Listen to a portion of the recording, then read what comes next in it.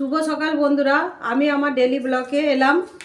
আজকের রেসিপি হচ্ছে মাশরুম, যেটা ছাতু আলু পেঁয়াজ দিয়ে ভাজা হবে। এঁচোড় আলু মাখা মাখা তরকারি হবে। এই যে ধনেপাতা পেঁয়াজ রসুন এটা মিক্সিতে বাটবো, বেটে একটা মাখা মাখা তরকারি হবে এঁচোড় আলু দিয়ে। আর কাঁচা তেঁতুলে মসুর ডাল হবে, আর চিংড়ি মাছের মালাইকারি হবে। আজকে আমার এই রেসিপি। বন্ধুরা, আগে আপনাদেরকে আমার রেসিপি কথা বলেছিলাম।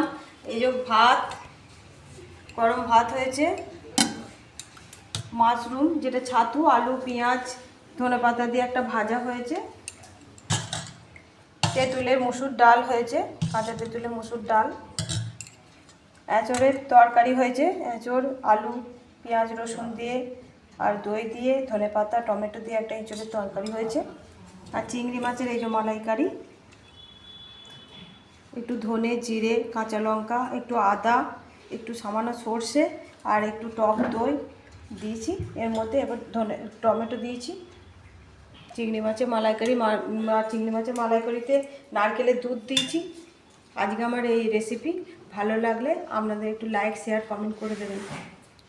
ধন্যবাদ।